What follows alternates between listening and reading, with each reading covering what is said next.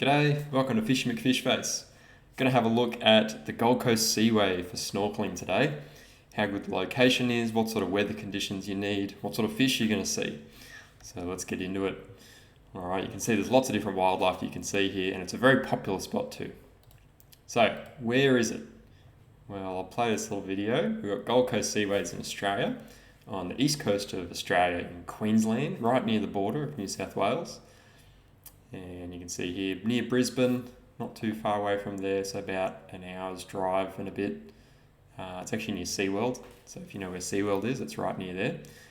And the spit is this, the Seaway, Gold Coast Seaway spit is this river entrance here. So you can see there's a large body of water behind it. It's actually the start of South Stradbroke Island up here. But you actually get park access, drive along this road, Doug Jennings Park, and there's actually parking all along here, so the accessibility is fantastic. There's actually these steps, so see I've labelled these white steps where you can go down into the seaway. There's 3 entry points on this side of the wall, so all this parking here, all along here, and I've just got a picture here showing you these steps. You literally just walk with a guided handrail right into the water. It's very good accessibility.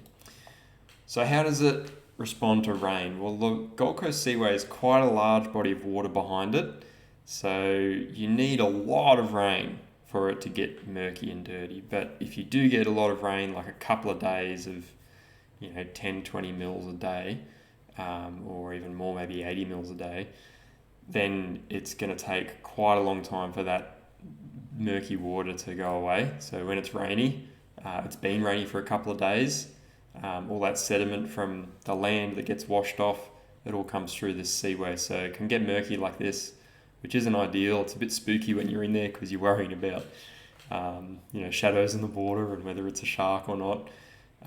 But it's still okay to snorkel, along the rocks. You just got to keep that in mind. But when it's good, it's very clear.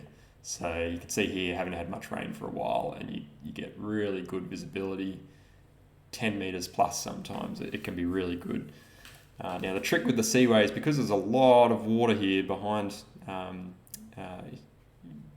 the land, your tide currents are going to be quite strong. So that does just pick up sediment, and you get little bits of sand. Even if it's a clear, good visibility day for the water, if you get the tide wrong, you'll get the sediment in the water. So you really want to be hitting the Gold Coast Seaway probably an hour before high tide or on high tide is probably the best, and then you'll get nice clear water.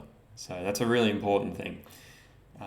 Swell has a little bit of an effect, but really unless you've got swell that's northerly, which will come through here and hit the wall, it's actually pretty well protected against southerly swells, which is what you often get, especially through autumn and winter in Queensland. So it's pretty good against swell, but just be aware if you've got straight east or east-northeasterly swell, maybe a cyclone swell, you're going to get some of that swell that's going to brush up against the wall here.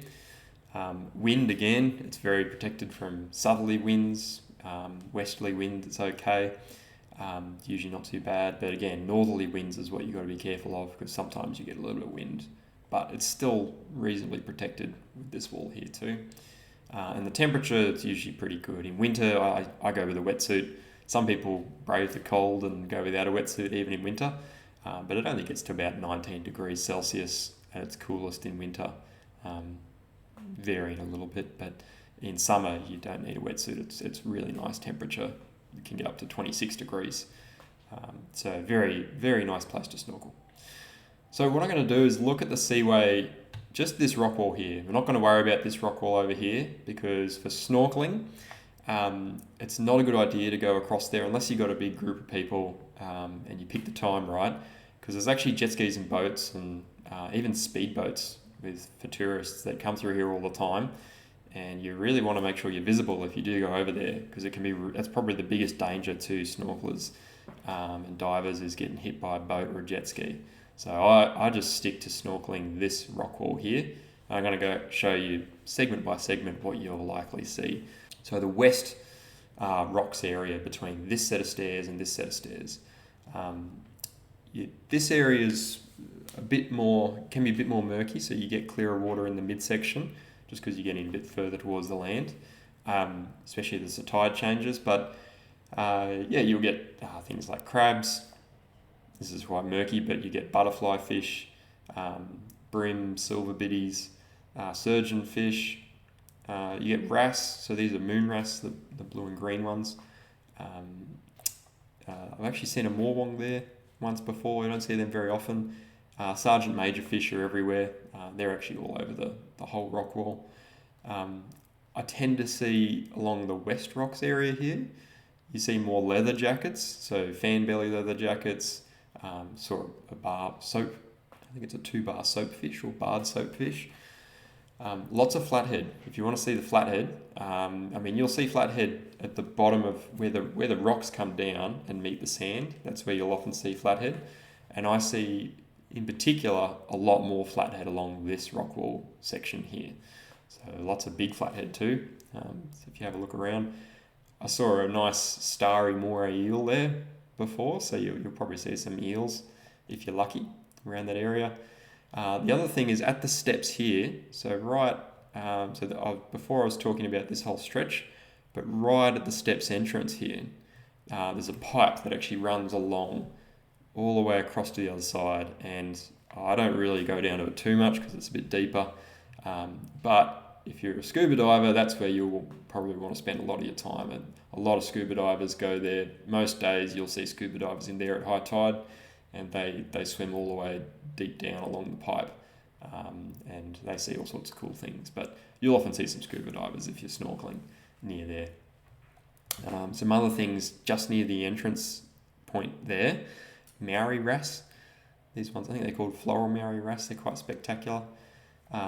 Every now and then you'll have lots of bait fish. So I know this winter there's some times where there were bait fish just as far as your eye could see. They're everywhere. So yellowtail scad, these bait fish, lionfish down at the bottom near the pipe, other types of wrasse like red spot wrasse.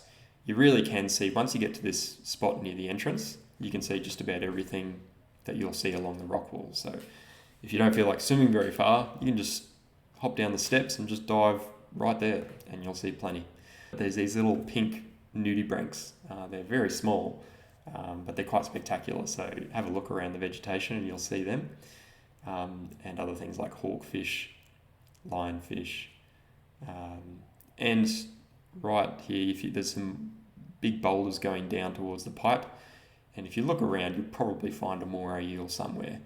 More times than not, if you look around the boulders just at the entrance here, or even underneath the pipe, I've heard scuba divers say underneath the pipe you see them, you get the big wobbegong sharks. So that can actually be fairly decent size. They're not a big threat. They're not going to bite your leg off. I have heard if you do, poke them with your camera or something, they're not going to like that and they might bite, but they've got like little tiny teeth. So I've heard they can draw blood, but they're not going to take a limb off or anything. If you have lots of bait fish, like this down here, sometimes you'll get birds, bigger birds, bomb diving through the water. It's quite spectacular to film that. But you'll also get these cormorant birds, which are very good swimmers. And they'll sit up the top, they'll duck dive, and then they'll use their feet and they'll swim all the way through and try and hunt these fish. Okay, so I'll move to the next section, and this is probably the most popular spot for snorkeling at the Gold Coast Seaway area, and it's this area here between this set of steps and this set of steps. And most people, and I'll do this often too, is you'll park, you'll walk up to the most seaward steps, just here as the beach starts on the south side. You'll get in here, and you get in just before high tide, which means the water's still coming in towards the land, and you let the current, very slight current, just start to take you down this way, and then once the current dies off, you just swim the rest of the way, and there's lots to see along here. So that's a really nice way to see wildlife at the Seaway. You'll see lots of butterfly fish, so there's a saddle butterfly fish, Klein's butterfly fish, threadfin, I think that's a vagabond, lots of different types, beaked coral fish, dusky butterfly fish. So have a look around for those white and yellow butterfly fish, and even orange. Neon damsels, you get the colourful little fish sort of about halfway through here. I often see this, a whole group of them all together. Cleaner wrasse, surgeonfish, you get these gregories and coral sea gregory, I think this one's called. They're quite cool to film because they're quite, they'll stay in the same area. They'll often nest or have a patch of little tiny algae that they'll farm near their set of rocks. So they won't swim away necessarily when you film them. They'll actually do little laps and they'll look straight at you and they'll do little laps and come around. So they're really easy to film. Big schools of sergeant majors, very colourful. Convict surgeonfish, striped surgeonfish. They've got blue stripes and they're yellow. I've seen some smaller ones near the rocks, so you go a bit more shallower near the rocks. It's hard to see here, but black spot toby, they've got some pretty spectacular colours when you get close to them. The black saddle toby, they're pretty cool to film because they don't swim very fast and they'll often just sit there looking at you. Dusky wrasse, checkerboard wrasse, I think it's called.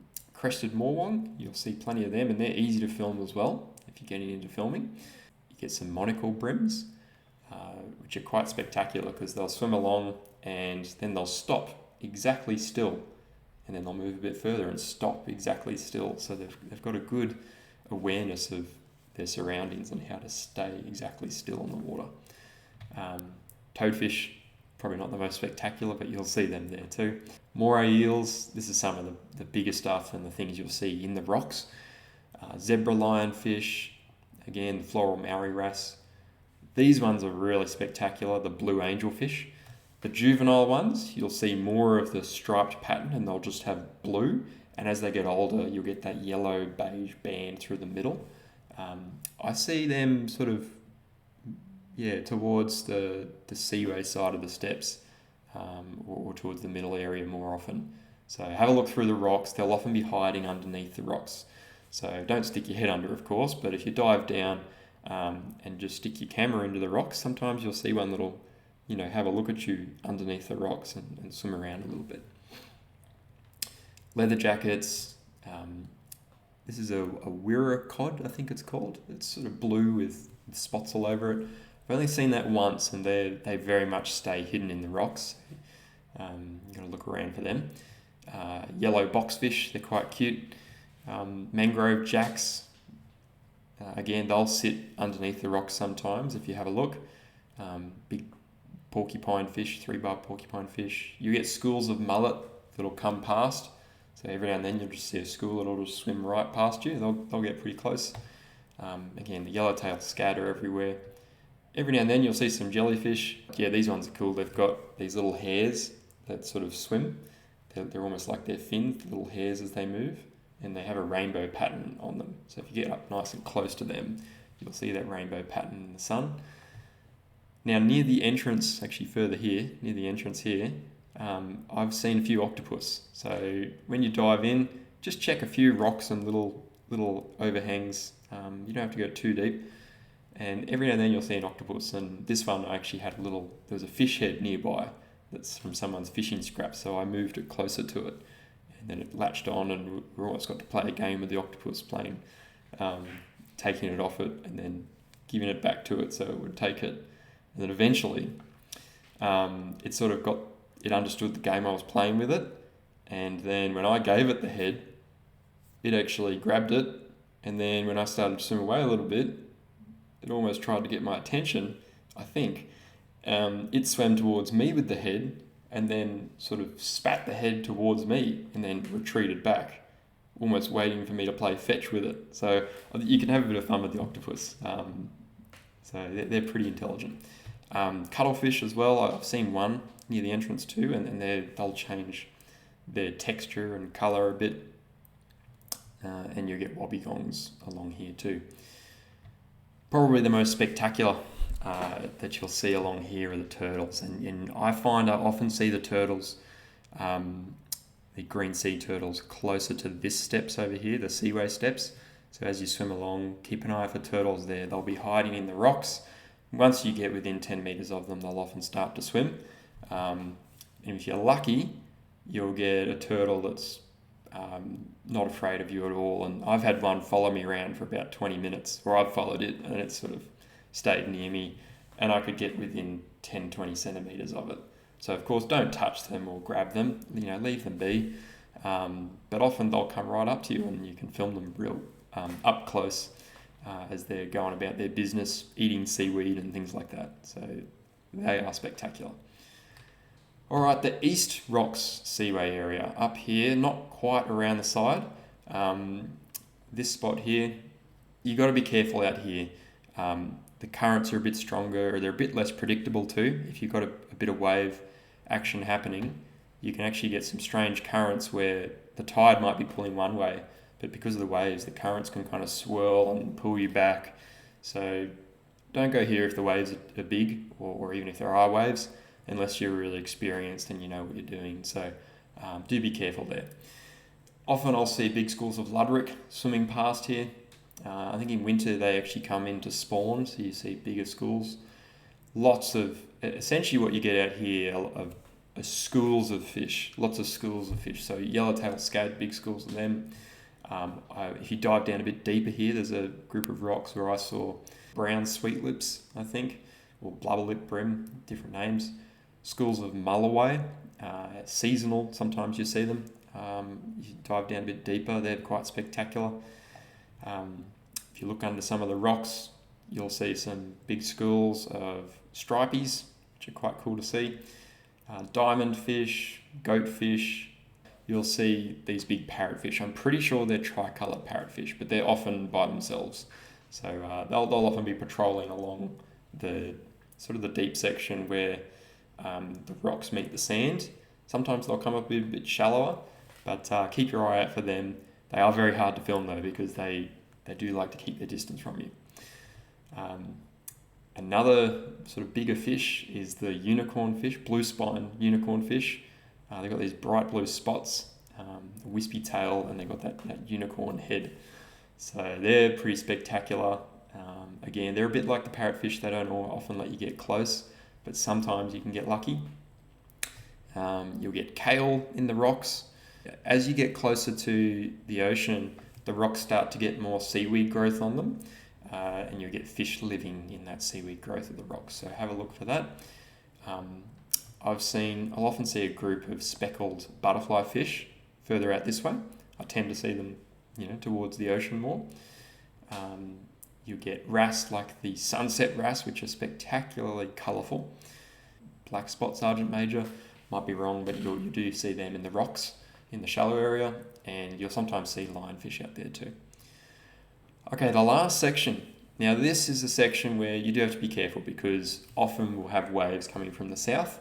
But if you're lucky, sometimes you have no waves, and it's fun to snorkel this area here along the actual exposed side of the seawall. But sometimes you might have a slight northerly. The waves are a bit northerly, in which case you don't want to go all the way to the tip of here, but you might actually want to snorkel this side because it's sheltered, whereas this has all got a bit of wave action. So there's a few reasons why you might want to choose this, or if the winds are northerly, that can be protected.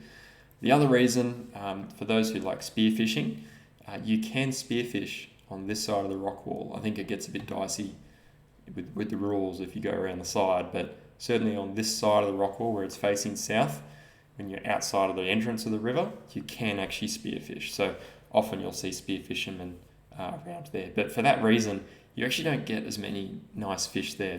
A lot of the bigger fish, I think they're pretty clever. They know that if they sit inside here, they don't get taken by spear fishermen. If you really want to see the good fish, you'd probably, if you're just snorkeling, stick to inside the seaway, but you may as well give it a look. On this side, you get more of the seaweed growth. So you get these pomfret fish in big schools. You'll get schools of mullet come past. Sometimes I've seen a big bait ball of mullet there, actually. You get drummer around there. So I'm not sure if that's a target species for spear fishermen, but they're a bigger fish, and you see them there. Big schools of diamond fish. You'll see some colourful wrasse. I tend to see more of these. I think they're Gunther's wrasse. green and red coloured wrasse around this area compared to on the inside of the seaway. Lots of ladder wrasse. I think these are ladder wrasse. They're blue and orange, quite spectacular, but they're a bit skittish, so it's hard to get good footage of them. Do be careful if there are currents. Sometimes what you can do is you can actually start swimming here, go all the way around, and then come all the way through. So have a really long, essentially snorkel all the spots of the seaway if the weather's good. Be careful though with the tides. You want to do that right on high tide or just before, so that it pulls you around and you're not getting pulled out to sea. But I've been before where there's a bit of waves and the current can be really strong and real wishy-washy, and I've been pulled around that headland very quickly. So it is quite dangerous if the waves are there, so you want to be really experienced if you try that, and really you want to avoid it if there's waves. Okay, so let's have a look at the overall rating for the Gold Coast Seaway. First of all, is it beginner friendly? It can be, it depends where you go. If you're out near the ocean side of the seawall, it's not really beginner friendly. The currents can be strong, and if you don't pick the right tide, you want to be there right on high tide or just before. If you don't pick then it can be really strong currents. But I'd say 3 out of 5. If you were there with a group of people and people know what they're doing, it can be really nice for beginners. So fairly good, especially if you stay near the inside of the seawall. Is it weather resilient? I'll give it 3 out of 5 stars. It can be spectacularly clear, and sometimes when there's waves everywhere else and you can't go into the coastal or ocean facing dive spots, this can be sheltered. So for that reason it's fantastic. But if you do get a lot of rain or you pick the wrong tide, things like that, you can get a bit of sediment in the water. So and you can also get northerly waves that come into the seaway too. So just be mindful of that. Water visibility, I'll give it a 3 out of 5. It can be spectacular, but it also is susceptible to weather conditions and tides. So just keep that in mind.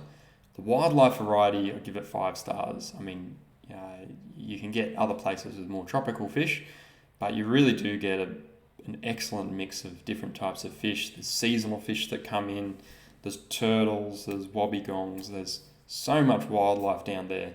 I'm still finding new species, and I've done probably 30 or 40 dives there, free dives there now, and I'm still finding new things I've never seen before. So it's spectacular.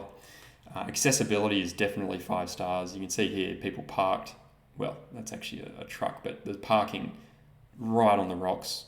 You literally walk 20 meters and you're in. So fantastic accessibility. And for safety, I'd say 3 out of 5. If you stay right along the rock wall and you don't go too far out to the seaward side, then it's fairly safe. And if you pick the right tide, so there's not a current. Do be very careful. If you want to dive deeper, free dive deeper, and we'll go deeper as in further towards the middle of the seaway, you've got to be really careful about boats. In fact, you'd probably want to have a flotation marker, so a diver's buoy, so boats know that you're diving there. But really, you don't want to be free diving in the middle of the seaway at all. You want to be near the rocks. That's where most of the wildlife is. Sharks do come and go. I haven't seen one before, but the scuba divers tell me they are there. So, but it's not too much of a worry. Yeah, I think it's a great spot to dive. It's just a real go-to spot at the Gold Coast because so many spots for diving at the Gold Coast don't work in certain conditions, and in most conditions the seaway will work somewhere along the rock wall. So really good spot. Alright, well I hope you enjoyed that. Make sure you like the video, subscribe, put in the comments what you think about the Gold Coast Seaway, and hopefully I'll have some more of these location videos ready for you soon. I'll see you in the water.